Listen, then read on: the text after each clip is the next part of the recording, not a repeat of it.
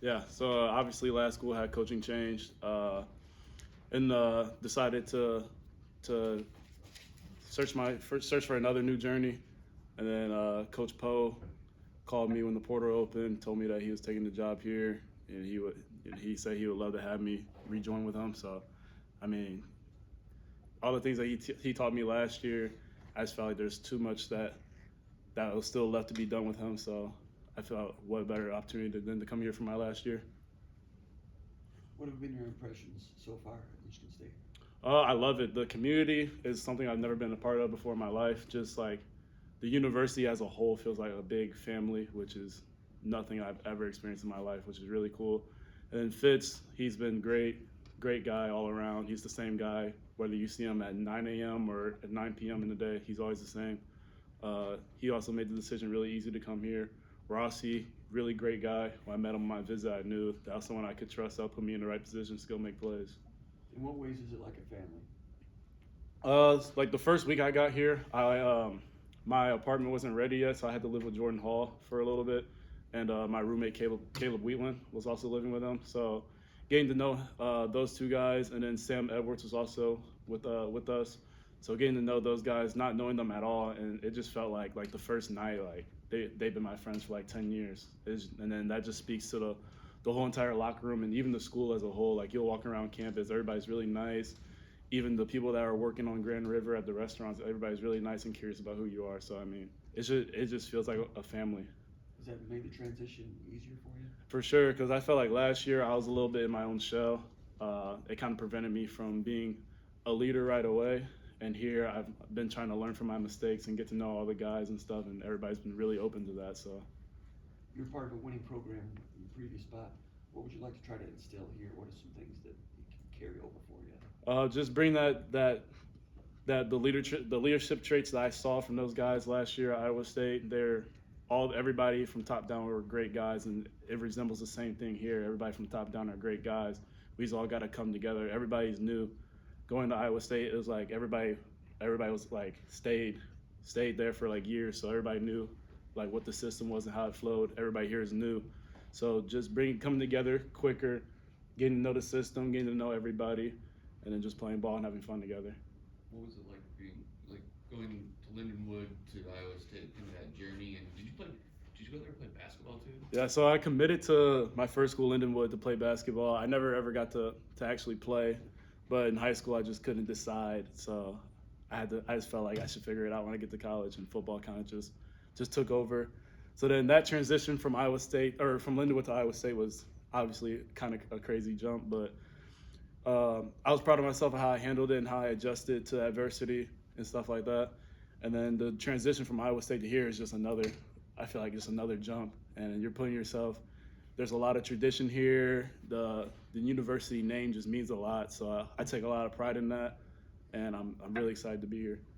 Trey, when you were in the portal, what were you like looking for? Like, what were you hoping your next school would have? Whether ABC or whatever. Like, what were those things that you were looking to find in your next place? Yeah, so I've been lucky enough that every stop that I've been to, whether it was Lindenwood, Iowa State, and here, that I found a good group of coaches that care a lot, that care about you deeper than football, like care about you as a man, like will help you out with whatever it takes. So I've been lucky in that aspect. 'Cause I've been a lot of places. I've heard stories from guys that came from places where coaches and like they just care about who you are on the field, and that's all it really is.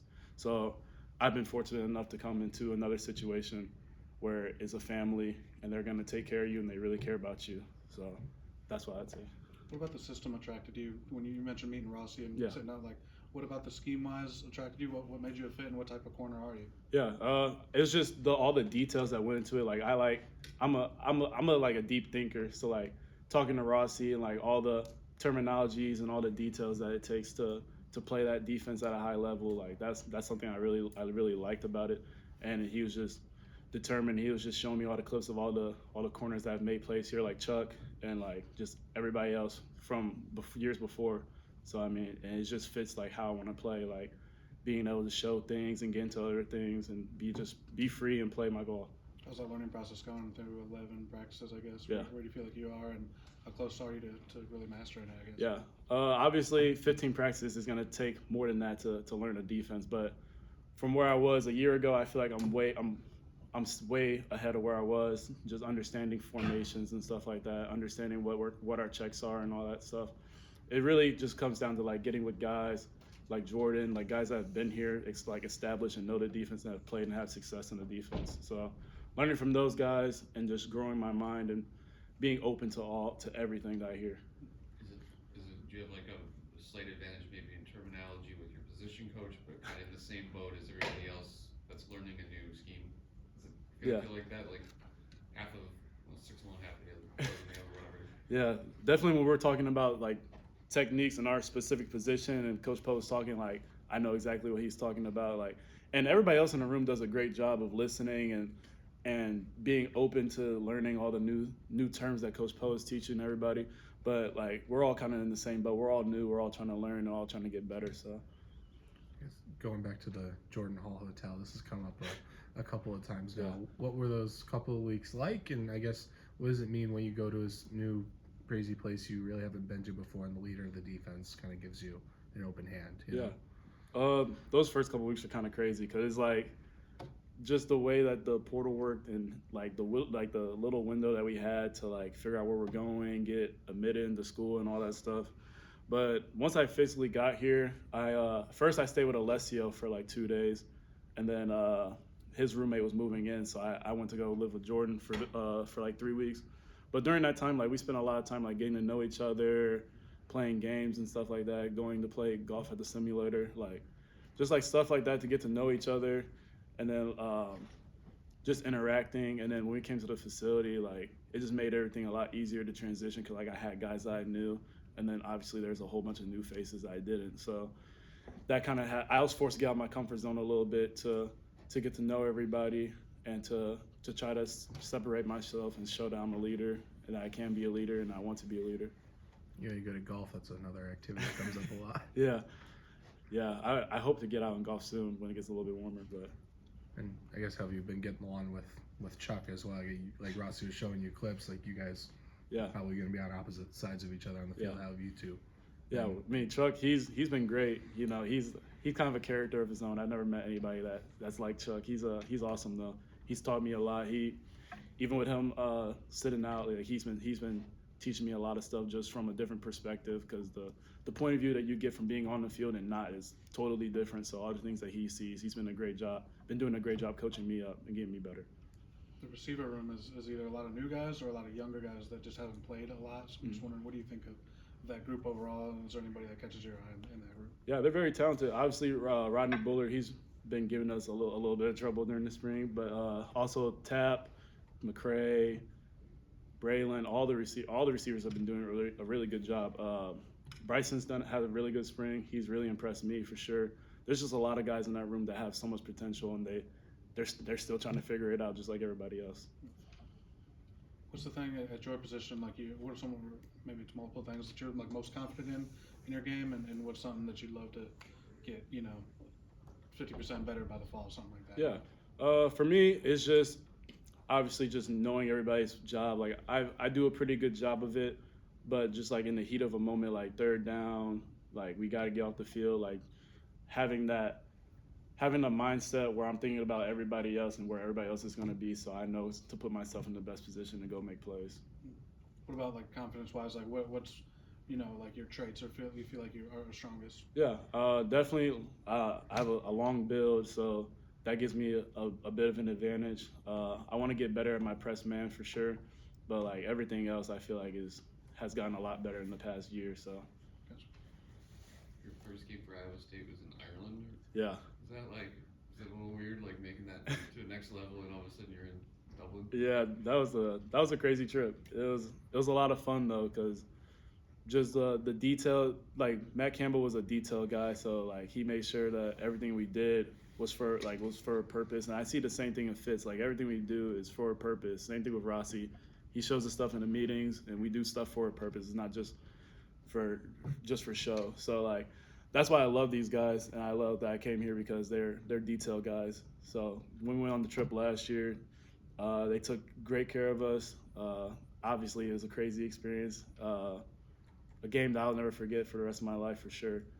But yeah, it was a good experience for me.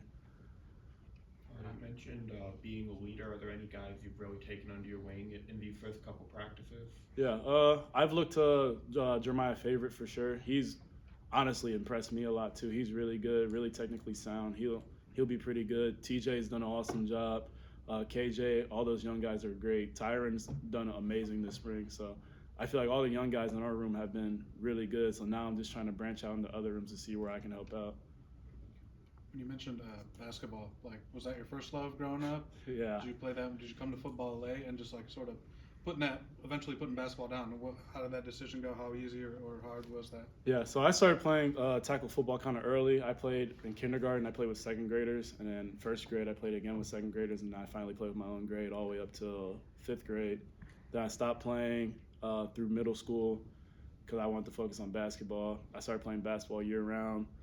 Came in my freshman year of high school. Thought about getting back into football, but my dad thought I wasn't big enough for it, and honestly I wasn't. I was like probably like 120, 130. So pursued basketball, and then sophomore year I thought I'd give football another go, and then I fractured my clavicle, so that put me out for like the whole year. And then my junior year came back, decided to come back to it, got to actually play, started, but it was COVID, so we only had 6 games. And then my senior year finally got to put it all together for one last little go, and I just felt like there was a lot that I left on the table, and I felt like I wasn't done with it yet. So once I got to college, I was kind of burnt out with basketball, so I let it go to pursue football. I bet you said burnt out, so at that time was it kind of easier to transition, or do you still miss it? You know, how hard was that to sort of make that call? Yeah, that was hard for sure. I had a lot of deep conversations with my parents and even my roommates at the time. Like, it was something I was really wrestling with for a while. I honestly just had to pray a lot. I trusted God with it, and it brought me to where I am today. So I'm very thankful and very grateful that I made that decision. With not playing football till your junior year, it's hard to get noticed because no one knew who you were Right. in your junior year. Yeah. Was that part of it hard to not being? Did you feel like when you were a senior that you had some ability and no one was aware of it? Yeah, that was definitely the toughest thing about me wanting to still pursue football, because it's like I'm kind of late in the game, like, and I'm kind of like at a smaller school, like nobody really knows about. But I mean, there's still like a little bit of attention because we had a 4-star on our team that ended up winning MSU. So like he had scouts there like watching him, and like they'll just catch a glimpse of me. And one game, Lindenwood happened to be there, and I played good. I had a pick 6, and after that was like the only school that offered me for football. So I obviously took the opportunity there and then ran with it. And Lindenwood was both sports. It was, yeah. I committed to do both sports, and then I enrolled in the fall. Then once football season got over with, I told the basketball coaches I was going to just pursue football. So you never actually played the season at Lindenwood with basketball, right? Nah. Just to be clear about the details. Yeah, Okay. Gotcha. I want to ask you too about Nakai. He's a guy who's played a lot here. Yeah. Coming back now, is he a helpful voice in the back end Oh, for you guys? for sure. What's he been like? For sure, he's a great leader. He's always communicating on the sideline, communicating on the field. Like that's someone I've looked up to since I've been here, because he's a DB. He's been in the system. He knows what he's doing. Like, I always go to him and ask him questions if I'm ever confused. He's been a great leader for me. You played any pickup games since being here? And I want to, not yet. Not yet. I'm trying to wait for spring ball to be over, so Fitz don't get mad at me. But fair enough.